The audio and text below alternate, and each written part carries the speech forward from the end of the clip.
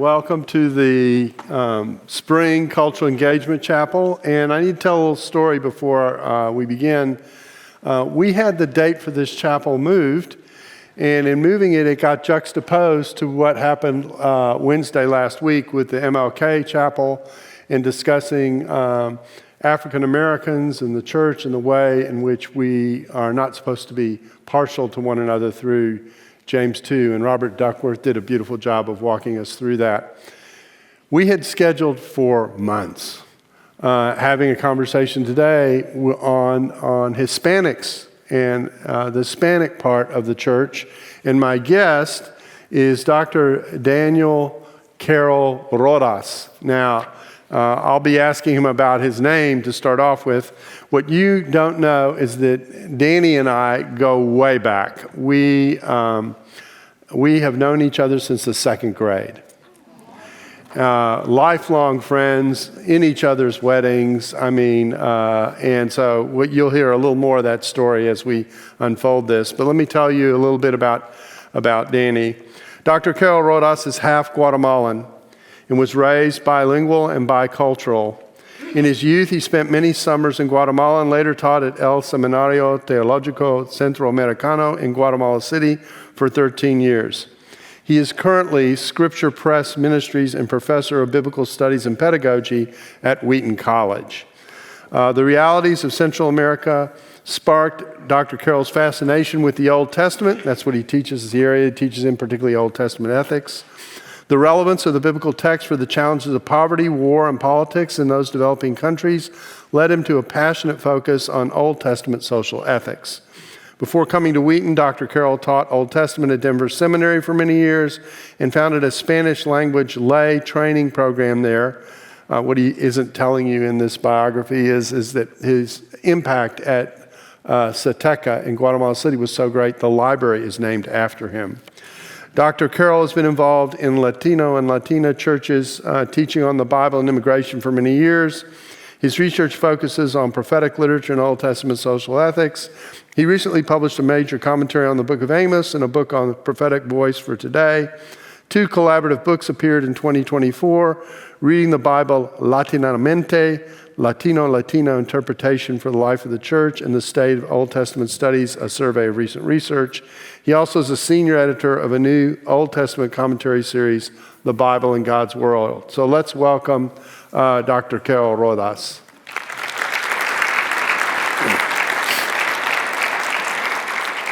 So as you can see, Danny so loves the cold weather there in Wheaton that he decided to stay and experience what is the frigid times in the Wheaton area. He's speaking to us live, I'm assuming, from your office there at Wheaton. Is that right?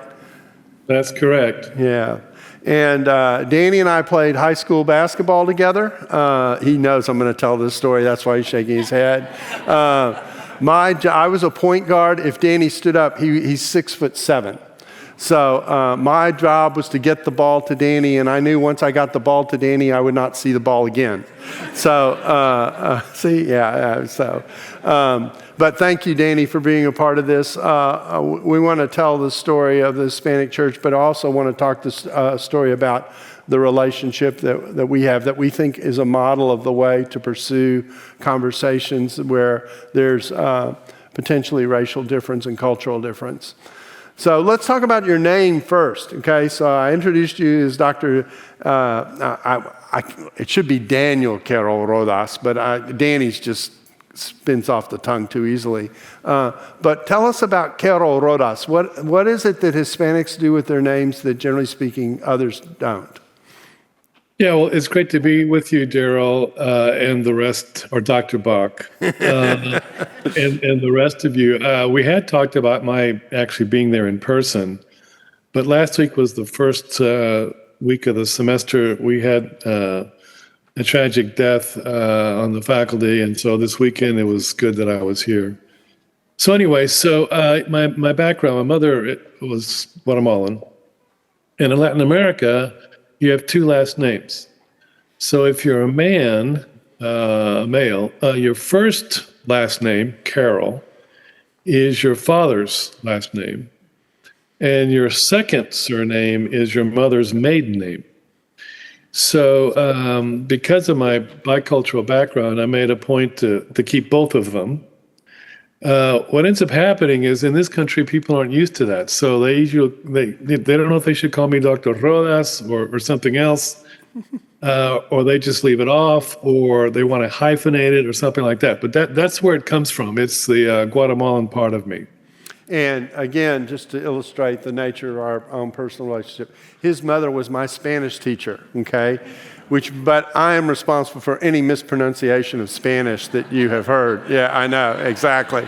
So let's talk a little bit about the Hispanic culture and how, I think the way I want to ask this question is, it isn't just Hispanic, it's complicated. How does the term Hispanic obscure the complexity of the community that we're talking about? Yeah, great question. Actually, that label comes from the Census Bureau. Because this is going back decades ago, but they were trying to get a grip on the diversity by giving it one label.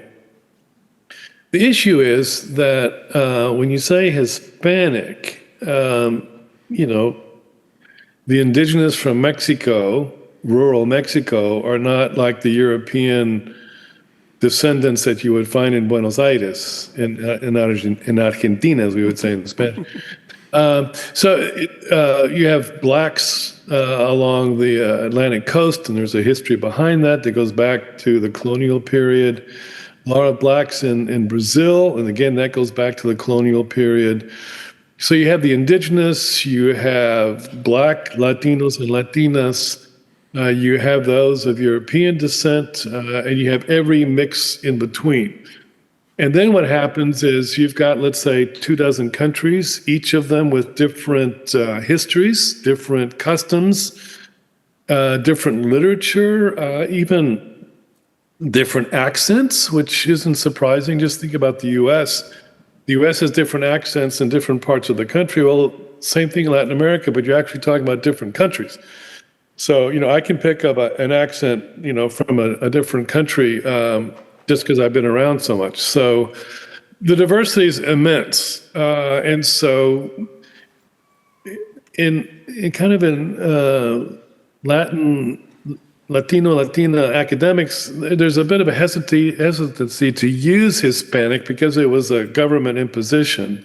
But it's used Hispano, we would say a lot in Spanish.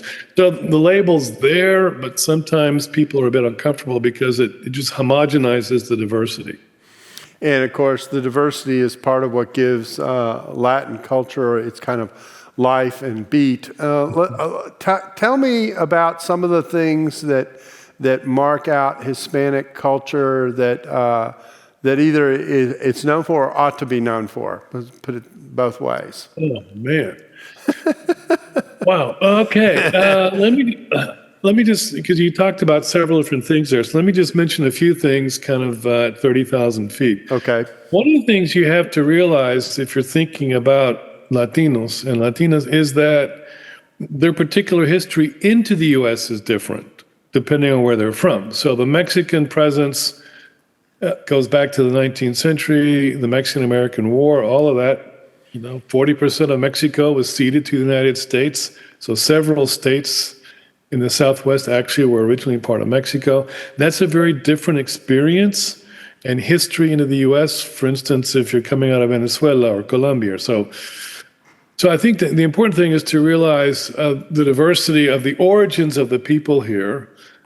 The other thing is that each country has its own music and food. So I was just in Guatemala actually 2 weeks ago. And so one of the things I enjoyed was just eating my food. So there'll be different food, different music, depending on the country, depending if they're mainland or Caribbean. The Caribbean will have a certain kind of beat of music. So you have music, you have food, you have history, you have literature. Several Latin Americans have won the Nobel Prize for Literature. One was a Guatemalan. And so Miguel Ángel Asturias. You have Octavio Paz in Mexico. You've got Vargas Llosa and Garcia Marquez in Colombia. So you have several Nobel Prize winners. All this rich cultural history, literary history, is something that most people are totally unaware of. When they think about Latin America, we tend to homogenize because of the large presence of Mexicans, for instance, that they're all Mexican when they're not. And then you've got Puerto Rico, which is actually an American territory, but it's very Latino. So you've got all that going on. In fact, my sister-in-law is a Cuban. Her parents and her sibling and her were able to get out when Fidel took over. So you've got a large Cuban population there in Texas, in Houston especially. Miami, of course, and then in Houston, you've got large Cuban presence. So you can almost, one last thing, Daryl, you can almost go to different parts of the U.S. and there will be certain, for instance, there's a large Brazilian presence in Massachusetts. There's a large Puerto Rican presence in New York City. They're called New Yorkicans. So you can even go to different parts of the U.S. and you'll find conglomerations of certain Latin American countries, depending on the historical flow into the U.S. And there's different histories behind that. So talk with us a little bit, and let me inject something that is part of our personal story. Danny and I, like I said, go back to the second grade, but during summers, Danny would go down to Guatemala and spend the summers in Guatemala, and I got to have the privilege of going down to Guatemala with him and his family when I was in junior high, before I knew the Lord, actually, and got to see his life in his other home, if I can say it that way. And actually, in some ways, in his homeland, and a part of his heart is given over to being Guatemalan, and to see that up close and to actually understand the world, to visit with some of his relatives, etc. It was your grandmother who owned a hamburger place, a hamburguesa place? It wasn't a hamburger joint. Okay. It was actually a cafe across the street from the National Palace. Okay. And so just a lot of memories in that regard. But I think what it illustrates is the value of getting to know someone in their world up close, and the questions that come with that. So let me transition to another question, which is talk about the religious background of the Latin community and the mix that exists there. In this country or south of the border? You can go, let's do both. Let's do them one at a time. Okay. Yeah, unlike in the U.S., when the Christians came, if I can put it that way, they were Roman Catholics, and it's a very different Catholicism than you'll ever see in this country. It comes from Spain, of course, and in 1492, when Columbus sailed the ocean blue, that was also the year that the Catholic monarchy came together with Fernando and Isabel, and that was the year they kicked the Moors out of Spain. So that had been an 800-year conflict. It was also the year that they launched the Inquisition, and so that would be directed primarily at Jews, and that's another sad story. But the Catholicism that is nurtured in Spain for all those centuries, not only is it very traditional, very Mary-focused, it's very militant. So if in the English history you have St. George, in Spanish culture you have Santiago, which would be James. So it's Santiago Matamoros, St. James who kills the Moors. I mean, that's what it...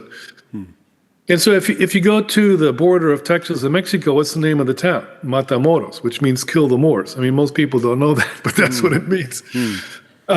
So when it comes, it's very militant. They come to conquer. They don't come to farm, okay, which is like the Pilgrims and things. They come to conquer with the idea of evangelizing, for Rome and for the Spanish crown. So they come not only with soldiers, but they come with religious, Dominicans and Franciscans primarily. So it's a very traditional medieval kind of Catholicism that is put into place by force. And I can go on a long time about that. So that was the Catholicism I was raised in. Now, my father was Roman Catholic. His parents were Irish immigrants from Southern Ireland. So his brother was a Franciscan priest, and one of his two sisters was a Dominican nun. Okay, that's my father's side. And from Boston area, correct? Right. Yeah. All Irish Catholics come from Boston. And then my mother was Guatemalan. So so the Catholicism of my Guatemalan family to this day is very traditional, and it's not like American Catholicism. It's very Mary oriented. Every Latin country has miraculous apparition of the Virgin. In Guatemala, it's La Virgen del Rosario. In Mexico, the most famous one is La Virgen de Guadalupe, which if you go into any kind of Mexican restaurant or something, you'll see the image of the Virgen de Guadalupe. I made pilgrimage there as a boy in Mexico City. So it's a very different kind of thing. The gospel as we know it, as evangelicals, doesn't get into Latin America until the last quarter of the 19th century. And there's a long history behind that, but basically they go to set up schools, clinics. So it's education and kind of medical outreach as well as evangelism and church planting. So what happens, especially with the Azusa Street revival, the Pentecostal in early 20th century. So probably about 75 to 80% of your Latin American Protestant evangelicals will be Pentecostal. What we would call mainline, maybe 5%. It's a very different kind of thing. So very fervent, very ministry-oriented, very evangelistic kind of evangelicalism, mostly Pentecostal. Again, very different than here. I could expand there if you want me to, but that's kind of, so when you get Latin Americans coming into the U.S., I'll say this and then your next question, is that they come with kind of a minimum or a minimal kind of Christian framework. So when I came to faith in college, in fact, Daryl, if your audience doesn't know this, you were the first one to share the gospel with me. You had gone to Texas, I was at Rice, and you got saved through Young Life, and I came through Campus Crusade a few weeks later, so that's part of our history together. But when you have Latin Americans coming up, they have at least, you don't need to convince them about Jesus lives or about the Bible or about the Trinity. That's just kind of the air you breathe. So that actually is a different kind of immigrant than what you're seeing, let's say, in Europe at this point in time. So, so this is why in this country, the Hispanic church is just exploding in the tens of thousands of churches, and millions of believers now are Latinos and Latinas in this country. So just for a second, if you have a question, there's a slide up on the screen that talks about slido.com. Feel free to type a question. In about 5-10 minutes, I'm going to turn it open and open it up so that you all can ask your questions. It'll be sent to me through Slido. So my next question is, talk about evangelicalism in the Latin American community. And again, I guess I should ask it both outside the U.S. and in the U.S. Man, these are like... Yeah, I know. I know. Yeah. It's about as difficult as getting you the ball in the post. I just want you to know that. So go ahead. You never have gotten over that, have you, Daryl? No, I haven't ever lived it down. I wanted the ball back, okay? Although it was probably better that you had it, in all honesty. Yeah, and I think DTS is a strong counseling area. Since high school, he's been wrestling with this. I would say several things. Again, all over the map in terms of evangelicalism in Latin America, you've got the very conservative kind of Plymouth Brethren type. You've got mostly Pentecostal, and what you have, sadly, is a lot of health and wealth gospel and megachurch.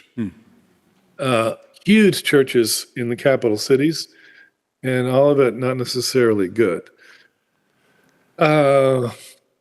Yeah, so in this country, you have, again, a lot of storefront churches. You have a lot of churches that will maybe have a Latino church in the afternoons. I go to an Anglican church in the mornings, English speaking, and then in the afternoons I go to a Latino church just because I want the Spanish. But it's part of an Anglo church that meets in the afternoon. That's very common too. There are large associations. The National Hispanic Christian Leadership Conference says it has about 40,000 churches in the association. So you've got that, and I think and maybe we'll get to this. I don't know. One of the major things is immigrant life, and I think we need to get to something about that. We can stay out of the politics if you want. But just the realities, this is where it's different than your African-American audience, because the African-American presence has been here now for, over 3 or 4 centuries. But in Latin America or the US, you've got Latinos coming in multi-generational. So that's a whole dynamic going on in Latino communities and families. That is not the experience of the African American. Now, the Asian Americans will have their own kind of multi-generational dynamic, but that dynamic will be different than the Latino dynamic. But that's very much involved in Latino church life, because what happens is you have the children coming and going to school, and so maybe the parents are going to the Spanish-speaking church, and the kids want to go to the English-speaking church, because that is a cooler youth group, and they're used to being in English-speaking context. And so you've got that dynamic going on in the churches where pastors are saying, we're losing our youth. Well, part of it to the culture, but part of it to the English-speaking church. So there's a dynamic going on there that's very complicated. And the last thing is, because of millions of Spanish speakers with Spanish radio, Spanish television, you probably will always have Spanish-speaking believers. So there are publishing houses, there are record labels, there are conferences for Latinos in Spanish that will probably be here for who knows how long. So what advice would you give to someone in terms of becoming familiar with many of the things that we've been talking about? And what sensitivities should people have in pursuing relationships with people who are of Hispanic background? And in general, and then let's shift over, and particularly with Hispanics who are connected to the faith. I would think that the most basic advice would be, don't stereotype. Latinos look black, white, everything in between, tall, short, every shade of color you can imagine. I was talking to, a guy from a Korean background, but he was Argentinian. I mean, there were millions of Japanese, Brazilians. So it's breaking all your stereotypes. If you get to know the communities. So I would say, be careful of stereotypes. And the stereotypes can be, like I mentioned earlier, labeling everything Mexican, when that's not the case at all. Judging people by supposed legal status would be another one. So I think just trying. Latino culture is amazing. The food is amazing, and the music and the beat is so much better than in the US. So I would just say, just get to know people. I mean, what ends up happening, oftentimes, the stereotypes come from the mouth and heart of people who don't really know Latinos. They don't know the families. They don't know the kids. They're not at church with them. I'll give you 2 vignettes real fast, Daryl. So I go to this church, and the head church of the whole church This is a large church here in Wheaton, Wheaton Bible Church, Daryl. You know it. Yep. Well, the head pastor is Colombian. So when things a few years ago were kind of up in the air, he gets up because he preaches both in English and in Spanish, and so he gets up and he says, "This is all in Spanish," and he says, "Look," he says, "we're going to have a policeman parked in the front, and you see this all over the U.S. now because of violence in churches. So same thing. We're going to have a policeman in front, but he's not here to check on your papers. He's here to protect us. So if you want to talk to him, feel free. If you want to look into his car, that's fine. So don't worry about that." That was incredible sensitivity. We have someone who comes every few weeks to help in our house. I asked her yesterday. She's Mexican, so I asked her, I said, "How are things in your community?" She says, "We're scared." I said, "Oh," so we talked about that. It's all in Spanish, of course. And so she thanked me for even asking her that. So, I mean, again, just trying to get to know people, and a lot of them are just working moms and dads, they have families and all this, besides the richness of the culture itself. So that would be the main thing, is just don't stereotype, and especially appreciate your brothers and sisters in the Lord.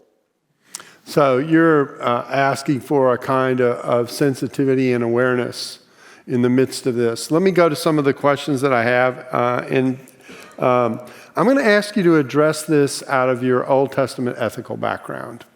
And I'm just going to ask a question because I have a list here that tells me how prominent these questions are. I'm going to ask you the one that's at the top. It's not an easy question. As an evangelical, how should I biblically and theologically think through the current immigration conversation and recent ICE activities? It's coming from students, so just go ahead. I'm not bothered by the question. Okay. Yeah, so I would say I wrote a book on this. It's called The Bible and Borders, actually. And I walk you through the whole Bible. The Bible is full of migration. Be fruitful and fill the earth. I mean, this is part of the human DNA. So if you go to any part of human history, the history of humanity is the history of migration. Into this country, for instance, whether from Europe or from the South or from Asia, this country's history, as in Latin America, all these countries, their history is a history of migration. So I would say, just to begin to read, for instance, the Old Testament with the migration lens, and even the exile is a migration, a forced migration. And then when they come back with Ezra and Nehemiah, that's a return migration, which we see today too. So all this stuff is going on in the text that we're totally unaware of, that are deeply migratory. So I would say acquaint yourself with the massive amount of biblical material on migration. It is part of Israel's history. It is part of the church's history. Early Acts, they have to disperse because of persecution, and you have Christians all over the Mediterranean basin. I mean, multi-ethnic churches are going on. Well, why are they multi-ethnic? Because of the dispersions going on in the Mediterranean in the first century. So I would say that. The other thing I would say is this. If you talk to Latino communities, they want the bad people out too. They don't want them in their communities. So I would say that's one thing. The other thing is how that's being handled. That's a whole other discussion. So I would say, be cognizant of the reality of crime in those communities, as in all of our communities. Be aware that they don't want them there either, but also ask yourself, is this administration doing it the way that's actually constructive? That's another thing. So those would be different kinds of discussions that I would have with someone. That would be more than a 5-minute Q&A. But yeah, exactly. That's where I would go. How can we support our Latino brothers and sisters in this kind of an environment? It's another student question. Yeah, no, that's a great question. Yeah, I mean, so when I go to the Latino church on Sunday afternoons, I'm chatting with them. I would say a couple of things. One, again, distinguish between kind of the workers who are here in construction, house, home remodeling, cleaning homes, landscaping, I mean, in the millions. Over half the people who work on our farms most of them are undocumented immigrants. I mean, so even the food you eat is coming from their hands. So I would say, again, just listen. The fact that they're going to church is saying a lot about them. I was talking to this woman yesterday, and she said she's a Catholic. So she has a catechism class for kids at her church. Well, all of a sudden, the kids aren't coming because the parents are afraid to go out. Okay, this is in Metro Chicago. I don't know what it's like in Dallas. So, I would say just listen and encourage them, and don't identify them simply by their legal status. And if you can worship with them and appreciate their children, and I would assume, Daryl, that on the DTS campus, you probably have some second generation Latinos and Latinas. And that's a whole complex reality that if we had more time, I'd be happy to talk about. But so I would say, get to know some of the Latinos on campus. They may not even speak Spanish. That's another stereotype. Or they may speak a Spanglish, and there's reasons for this. So again, try to be sensitive and just to get to know more about their experience, and even on your campus, their experience as believers trying to prepare themselves for ministry. So here's an easy question. Who's the better basketball player, you or Dr. Bach? Okay, I will answer that question. You were definitely a far better basketball player than I was. So we need to get that on. You're a better New Testament guy than I am. Yeah. And then we share the pursuit of ethics together. So that's why we're able, there's no Jew or Gentile in Christ, right? There's no Old Testament or New Testament person in Christ. Go ahead. Here's the divine irony of all this. Okay. I don't know if they know this or not, but Dr. Bach is on the board here at Wheaton. So by a strange, twisted there's fate, nothing twisted about it. Go ahead. Daryl is my boss. I mean, how? You study justice, right? Let me ask you, let's get back to the task at hand. What are some of the unique challenges to either evangelizing or discipling, teaching across the diversities that we're talking about? What do you say to the person who's trying to reach out to someone about faith? I would assume they're talking about Latinos who come. Most Latinos will have some kind of Christian background. So, for instance, when I came to faith, I didn't have to have anybody tell me about Jesus and the cross. Mm-hmm. What I did not know is that I had to make a commitment to that. I'd gone to Mass. I mean, that should have been enough. I went to confession. That should have been enough. That kind of thing. So I would say I would just assume that they're going to be starting maybe from a different point than a secular Anglo, just as maybe an African American who grew up in the black church. Well, you have a different starting point than an Anglo suburbanite who grew up kind of an atheist. I mean, those are very different kind of conversations. And I think, Latinos are very warm. I mean, a lot of hugging and kissing and things like that, which can weird some people out. Which is a whole other story about when I came back to the U.S. But anyway, I would just say, don't make them a target. Get to know them, because in Latin America, everything works on the basis of personal relationships. And so it's not a transactional thing. It's relation. Can I trust you? Can we have coffee together, Daryl? Can we have... Can we eat together? You see, you want to hear my music? Yeah, and I would say that, just es de corazón. I mean, it's from the heart. I mean, so to reach to the heart, not to the track, right? And just give them information, but invest in the relationship, which will be the foundation for communicating, the faith decision. Here's another question. I think this is fascinating. I'm actually interested in hearing your answer. Is there a hierarchy among the nationalities regarding, I'm going to broaden it a little bit, culture and or theology within the Latino community? Oh, very much. There'd be several kinds. Just like in the U.S., you have a color hierarchy. So the whiter you are, the better. Okay, so that's very clear in Latin America. My grandmother, for instance, was very racist against blacks. The blacks were in Belize, or Belize in English, I guess. And you would never see blacks in Guatemala. They weren't there.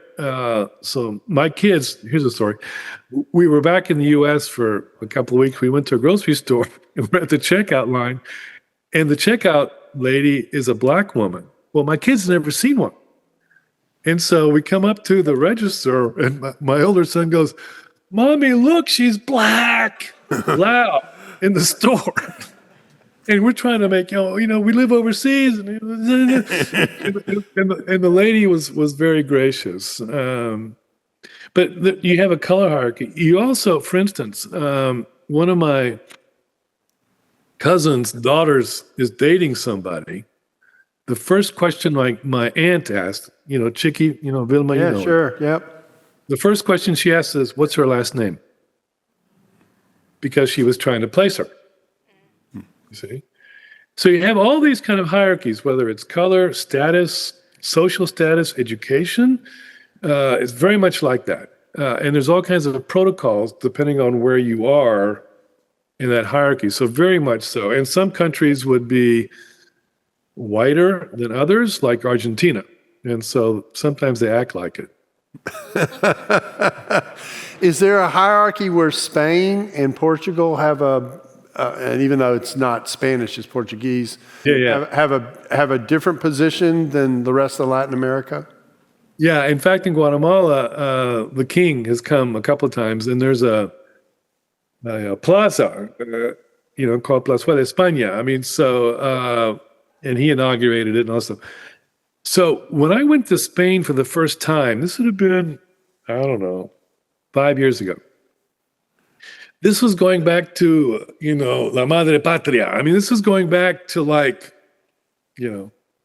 and so in Guatemala, at least, Spaniards have a reputation of being a bit, haughty. And so there is that. I mean, Spaniards really aren't like that. Well, some of them are.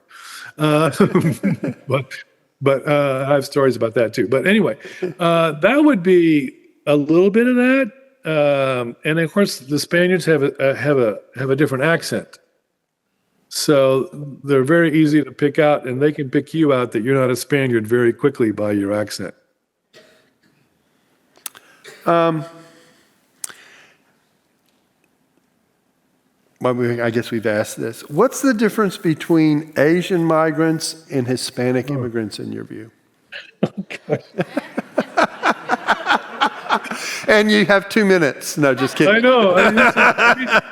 These are all great questions, but it's a different history. So, for instance, we tend to think of migration to the U.S. with Ellis Island, and that's kind of romanticized. Well, the Asians came in on Angel Island in San Francisco Bay, and they would be interned there. So one of my friends, Chinese American, his grandmother was on that island for 6 months. So there's a whole different history of the Asian migration. It has nothing to do with Ellis Island at all. It's Angel Island in San Francisco Bay.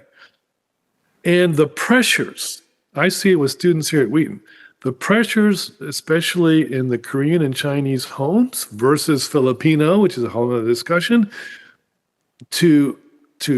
for grades and for status are incredibly strong. You don't find that in the Latino community. So that would be one thing. It's just the social pressure placed on the second generation to fulfill the aspirations of their immigrant grandparents and parents is massive. So I would say that's a major divide. So, Danny, I want to thank you for giving us your time and for talking about some of these things. I realize I've asked you a series of questions that for your ability to be a soundbite responder rather than a footnote responder. And yet the reason to go through a series of questions like this is just to put in people's awareness the series of issues that people must face interacting and understanding where other people are coming from. And so we're actually talking about how to love your neighbor well. How to love your neighbor well in a context in which there's a lot of pressure to see the neighbor as someone other and someone different and someone to be kept at distance. My sense is the gospel says, go into the world and make disciples, which means we're going into a place where we actually are encountering people different than us, whose backs may or may not be turned towards God. And to do that well, we have to have and develop a sensitivity to what it is we're walking into and who it is that we're having those conversations with. So I want to thank you for facilitating our thinking in this regard. Yeah, and I would just say real quick, because I know our time is short, there's a whole discussion of strategies of Anglo churches toward Latinos. And another complicated one is the African American church toward Latinos and Asian American churches toward Latinos. So there's all kinds of strategies. And I would just say, just expect it to be awkward. So Yeah. I think, you do it for the sake of the gospel. It doesn't mean it's going to be easy or flow nicely. It'll probably be very awkward and take a lot of time and effort. And there's different kinds of models that are out there. So that's a whole other discussion. Yeah, when we do our cultural engagement stuff out of the center, we're talking constantly about a category that we call difficult conversations. They're conversations that need to be had. They're conversations that require transparency. They require sensitivity, but they're not easy conversations. Yeah. Yeah. And you can't get anywhere without getting into the muck of a fallen world. And so a part of getting there is thinking through what it means to really be a good relational person and a good listener. And some of the relational wisdom stuff that we do, piggybacks off of this. So again, I just want to thank you. First of all, thank you. We always say this to each other. We have had the privilege of having a friendship that has been just a divine gift. The ability to walk side by side all these years outside the faith and then in the faith to see what God has done in our own lives has been a real gift. And it's an opportunity that exists with any potential relationship that you pursue with openness and with open eyes and open ears and open hearts and open hands. And so thank you, Danny, for taking the time to be with us. Really appreciate it.